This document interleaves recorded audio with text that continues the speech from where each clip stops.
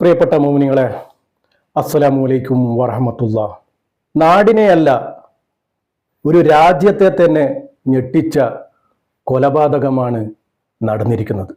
ഈ ഒരു വാർത്ത നിങ്ങളൊക്കെ കേട്ടിട്ടുണ്ടാകും, ഷോക്കായിട്ടുമുണ്ടാകും. പക്ഷേ എനിക്ക് ആദ്യമായി പറയാനുള്ളത്, ഒരു പിതാവ് എന്ന നിലയിൽ എനിക്ക് നിങ്ങളോട് ബോധ്യപ്പെടുത്താനുള്ളത്, ഇന്ന് ഈ ഒരു ദിവസം ഇതുപോലെ ഞെട്ടിക്കുന്ന ഒരുപാട് വാർത്തകൾ ഇതേ തുടർന്ന് വരാനുണ്ട്. നമ്മുടെ മക്കളെ ശ്രദ്ധിക്കുക. നമ്മുടെ മക്കൾക്ക് ഇതുപോലുള്ള വാർത്തകൾ കേൾപ്പിക്കാതിരിക്കുക. ആ ഒരു റിക്വസ്റ്റാണ് നിങ്ങളോട് എനിക്ക് അറിയിക്കാനുള്ളത്. വാർത്തകളൊക്കെ നമ്മൾ കേട്ടതാണ്. ഇന്നത്തെ പത്രത്തിൽ വലിയ കോളത്തിൽ തന്നെ ആ വാർത്തകളുമുണ്ട്. ഒരു 23 വയസ്സുകാരനാണ് ഇതൊക്കെ കാട്ടിക്കൂട്ടിയത്. പേര് അഫാൻ എന്നാണ്. നിസ്കാരമുണ്ട്, നോമ്പൊക്കെ നോക്കാറുണ്ട്, സൗമ്യമായ പെരുമാറ്റമാണെന്ന് നാട്ടുകാരൊക്കെ പറയുന്നു. നോക്കൂ, കാഴ്ചയിൽ എന്തെങ്കിലും പ്രശ്നമുണ്ടോ? ഇല്ലേ, ഇല്ല. നല്ലൊരു ചെറുപ്പക്കാരൻ. എന്നാൽ എത്ര വേഗമാണ് അവനൊരു വേട്ട മൃഗമായി മാറിയത്. സുബ്ഹാനല്ലാഹ്. 6 പേരെ വെട്ടി 5 പേര് മരണപ്പെട്ടു. അതിലൊരാൾ വയോവൃദ്ധയാണ്. അവിടെയാണ് നമ്മൾ നോക്കേണ്ടത്. ദുർബലയായ അവരെ പോലും വെറുതെ വിടാൻ തോന്നാത്ത വിധം അത്രയും മനസ്സ് മരവിപ്പിക്കുന്ന എന്ത് വൈരാഗ്യമാണ് ഈ ഒരു ചെറുക്കന് ഇവരോടുള്ളത്. ദൈവത്തിൻ്റെ സ്വന്തം നാട്ടിൽ പിശാചുക്കളെ സൃഷ്ടിക്കുന്ന വയലൻസ് സിനിമകൾക്ക് കൗതുകം കൂടുതലാണ്. ഇതുപോലുള്ള സിനിമകൾ കാണുന്ന കുട്ടികൾക്ക് ഇതൊന്നും വലിയൊരു കൗതുകമായി തോന്നുകയില്ല. കൊലപാതകമൊക്കെ ചെയ്തു കഴിഞ്ഞതിന് ശേഷം സിനിമാ സ്റ്റൈലിൽ വണ്ടിയുടെ ചാവിയും കറക്കി ഞാനൊന്ന് ഒപ്പിട്ട് വരാമെന്ന് കൂട്ടുകാരോട് പറഞ്ഞ് പോലീസ് സ്റ്റേഷനിലേക്ക് പോവുകയാണ്. ഇതൊക്കെ സിനിമകളിൽ മാത്രം സംഭവിക്കുന്ന ഒന്നാണെന്ന് നമുക്കൊക്കെ അറിയാം. ഇന്നലെ വൈകിട്ടാണ് വെഞ്ഞാറുമൂട് പോലീസ് സ്റ്റേഷനിലേക്ക് താൻ 6 പേരെ കൊന്നിട്ടുണ്ട് എന്ന് പറഞ്ഞ് പോലീസ് സ്റ്റേഷനിലേക്ക് ചെന്നത്. അഫാൻ അഭിമാനത്തോടു കൂടി പോലീസിനോട് വെളിപ്പെടുത്തുകയാണ്. ഇയാളുടെ മൊഴി അടിസ്ഥാനത്തിൽ 3 വീടുകളിൽ നടത്തിയ പരിശോധനയിൽ 5 മൃതദേഹങ്ങളാണ് കണ്ടെത്തിയത്.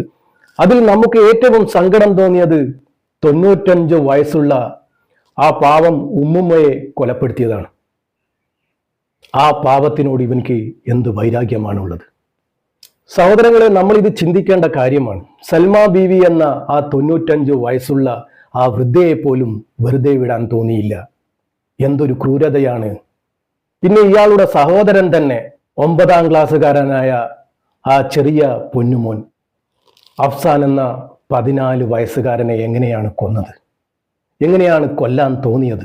പിതാവിൻ്റെ സഹോദരൻ ലത്തീഫ്, ലത്തീഫിന്റെ ഭാര്യ ഷാഹിദ, ഇവന്റെ കാമുകിയായ വെഞ്ഞാറുമൂട് പുത്തൂർ മുക്കുന്നൂർ അമൽ മൻസിൽ സുനിലിന്റെയും ഷിജയുടെയും മകൾ ഫർസാന 22 വയസ്സ് എന്നിവരൊക്കെയാണ് ഇവൻ കൊലപ്പെടുത്തിയത്. അഫാന്റെ ആക്രമത്തിൽ ഗുരുതരമായി പരിക്കേറ്റ മാതാവ് ഷമി സ്വകാര്യ മെഡിക്കൽ കോളേജിൽ ചികിത്സയിലാണ്. ഇവരൊരു ക്യാൻസർ രോഗി കൂടിയാണ്. മകന്റെ കൊടും ക്രൂരതയ്ക്ക് കാരണം എന്താണെന്ന് അറിയില്ല എന്ന് അങ്ങ് പ്രവാസ ലോകത്തു നിന്നും ഇവന്റെ ബാപ്പ അറിയിക്കുകയാണ്. കസേരയിലിരിക്കുന്ന നിലയിലാണ് ഇവന്റെ കാമുകിയായ ഫർസാനയുടെ മൃതദേഹം കണ്ടെത്തിയത്. ചുറ്റിക കൊണ്ട് തലക്കടിച്ചായിരുന്നു കൊലപാതകം. ഫർസാന PG വിദ്യാർത്ഥിനിയായിരുന്നു. ഫർസാനയുടെ നെറ്റിയിൽ വലിയ ദ്വാരം തോന്നിക്കുന്ന മുറിവുകളുണ്ടെന്ന് ജനപ്രതിനിധികൾ പറയുന്നു. ഈ പെൺകുട്ടിയുടെ വീട്ടുകാര് ആശുപത്രിയിലും വന്നില്ല. ചുറ്റിക കൊണ്ട് നിരവധി തവണ അടിച്ചത് കൊണ്ടാവാം ഫർസാനയ്ക്ക് അത്തരമൊരു മുറിവുണ്ടായതെന്ന് ആശുപത്രിയിലെ ജനപ്രതിനിധികൾ പറയുന്നു. അഫാന്റെ മാതാവിന്റെ നില അതീവ ഗുരുതരമായിട്ട് തന്നെ തുടരുകയാണ്. പടച്ച റബ്ബ് എത്രയും പെട്ടെന്ന് പൂർണ്ണ ഷിഫയാക്കി കൊടുക്കട്ടെ, സലാമത്താക്കി കൊടുക്കട്ടെ. അങ്ങനെ പ്രതി അവസാനം കൊല ചെയ്തത് ആ പാവം പൊന്നുമോനെയായിരുന്നു. പാവം അഹസാനെയാണ്. ആ ഒരു മകന്റെ, ആ ഒരു മോന്റെ മുഖം കാണുമ്പോഴാണ് സങ്കടം തോന്നുന്നത്. ആ മോന് കളിച്ചുകൊണ്ടിരിക്കുമ്പോഴാണ് കളിസ്ഥലത്തായിരുന്ന അഹ്സാനെ ഭക്ഷണം കഴിക്കാൻ വേണ്ടി വീട്ടിലേക്ക് വിളിക്കുന്നത്. വീട്ടിലേക്ക് വിളിച്ചു വരുത്തിയ ആ പൊന്നുമോനെ എന്തിനാണെന്ന് പോലും അറിയാതെ ആ പൊന്നുമോന് വീട്ടിലേക്ക് വന്നപ്പോൾ മന്തിയൊക്കെ കഴിപ്പിച്ചാണ് ഈ ഒരു പൊന്നുമോനെ കൊലപ്പെടുത്തിയതെന്ന് പറയപ്പെടുന്നു. ആ മോനെയും കൊലപാതകത്തിന് വേണ്ടി ഉപയോഗിച്ച ചുറ്റിക തന്നെയാണത്രേ ഉപയോഗിച്ചത്. ഈ ഒരു അരുംകൊലക്ക് ശേഷം താൻ എലിവിഷം കഴിച്ചുവെന്ന് ഈ ഒരു പ്രതിയായ 23 വയസ്സുകാരൻ പോലീസിനോട് വളരെ കൂളായി പറയുകയാണ്. അഫാനെ ആശുപത്രിയിലേക്ക് പ്രവേശിപ്പിച്ചിരിക്കുകയാണ്. ഇതാണ് ഇന്നത്തെ വാർത്താവിശേഷം, ഇന്നത്തെ ചർച്ചാവിശേഷം. ഇനിയും ഒരുപാട് വാർത്തകൾ വരാനിരിക്കെ ഇതിപ്പോൾ ഞാൻ നിങ്ങളുടെ മുന്നിൽ എത്തിച്ചത് വാർത്തയുടെ അടിസ്ഥാനത്തിലാണ്. ചിലതൊക്കെ മാറി മറയാനുണ്ടാകും, ചിലത്.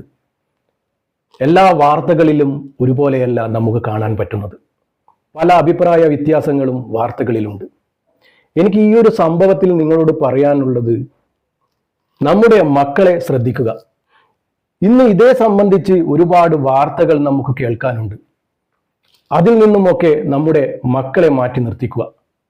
സിനിമയെ പോലും വെല്ലുന്ന രീതിയിലാണ് ഈ ഒരു ചെറുപ്പക്കാരൻ ഈ കൊല നടത്തിയിരിക്കുന്നത്.